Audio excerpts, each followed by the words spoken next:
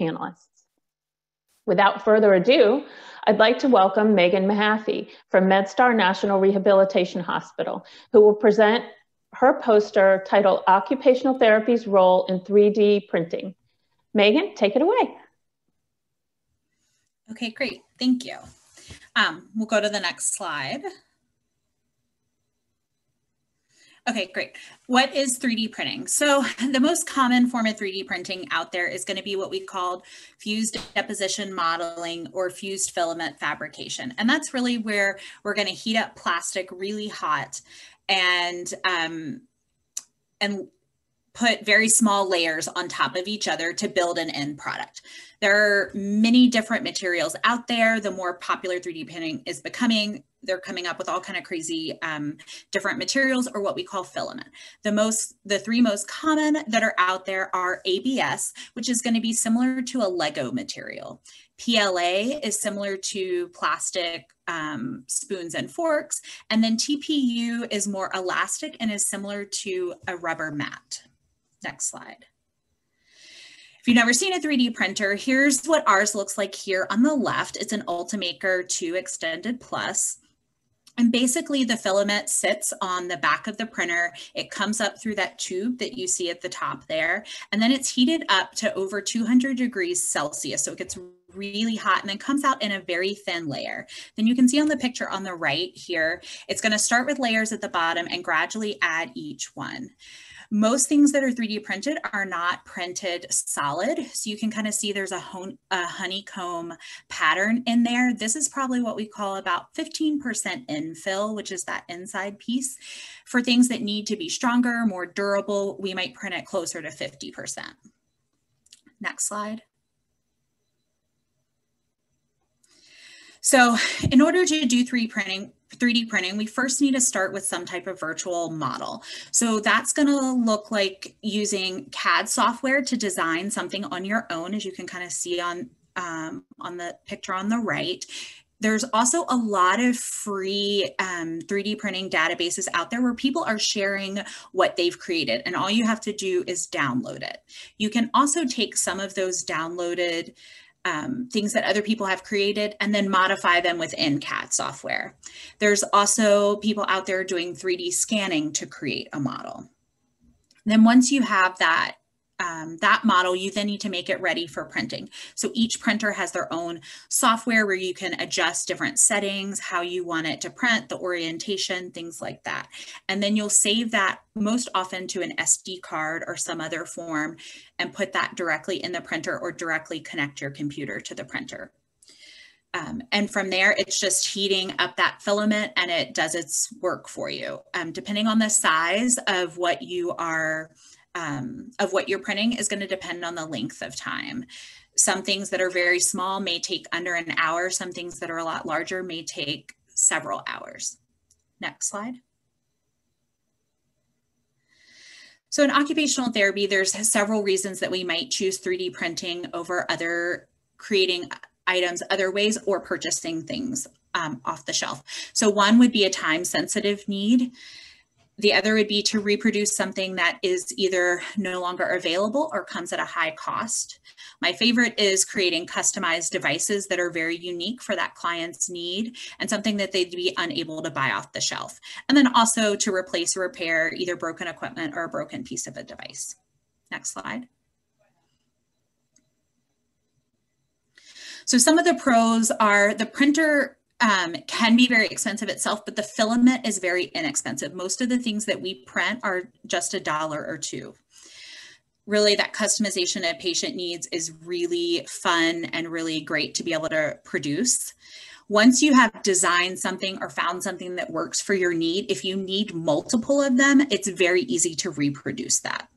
And then for the most part, it's kind of set it up and leave it, which is great for clinicians who are not sitting in an office and need to be there all the time. Being out with patients is key. That's really important for us. Looking at the cons, the size of your printer is going to limit what you can print. You can't print something bigger than your printer. So that's something to consider. Time consuming it can be if you're designing something. Sometimes you have to print something just to see if it works and then go back to the drawing board. Once something is actually printed, it can't be modified really at that point. You can modify the design and then reprint it.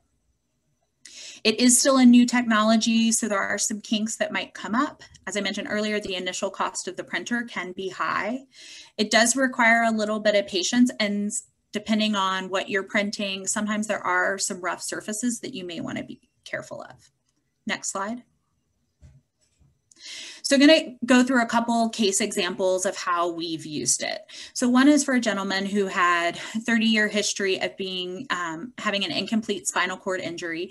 His prior mode of transportation was switching between his wheelchair and his crutches. And so he would keep his crutches very handy on the back of his wheelchair, and he had a little dish that they sat in. Recently, he had needed larger crutches, and so he needed a different place to put them. So this was probably one of the easiest things we did. Within a couple hours, we were able to measure and print something and attach it to his wheelchair for his new crutches. You'll see that in the next slide. So you can see the little blue dish there that we just attached with screws for the wheelchair. Okay, next example.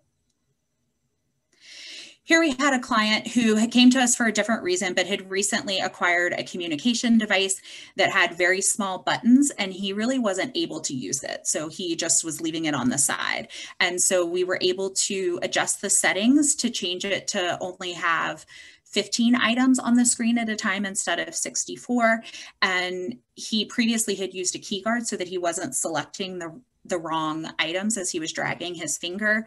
And when I looked one up that would fit the new configuration of his tablet, it was going to be $300. And we weren't really sure if this was going to be a long-term option for him or not. So we decided to 3D print one that gave him larger targets to hit. And we can see that on the next screen. So that's, you can imagine how small those buttons would have been to hit for 64 items. Okay, last one here is a lot of our patients are unable to actually hold a cup, even if they have the strength to bring their hand to their mouth. And so in this example here, we can actually go to the picture, that's fine. We took a design that someone else had designed there for the can and put it in the CAD's software. We made it just a little bit shorter. It was very quick, printed it, and we now have a cup holder that someone can use that fits our cups in the hospital. Okay, next. And here's just a few other examples of things we've done in the hospital. We create a lot of custom joysticks for power wheelchairs. We've created cord holders for call bells to keep them off the floor. We actually have an N95 shield here that we created we printed at the beginning of the pandemic, just not knowing what PE supplies were going to look like. And then the last one on the right is an example of something our PTs were using on some of their braces that were frequently losing. So now they have a supply for when they lose them, that they can continue to use those braces. And that's it.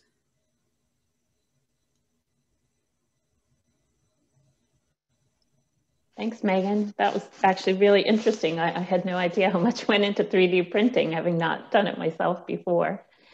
So you mentioned there are several types of materials. Do you use a different one depending on what you're creating?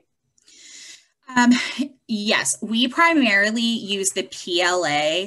ABS is very common and they're similar, but it's a little sturdier. We are prohibited currently from using it because it does release some fumes that you have to have special ventilation for, and we do not have that set up.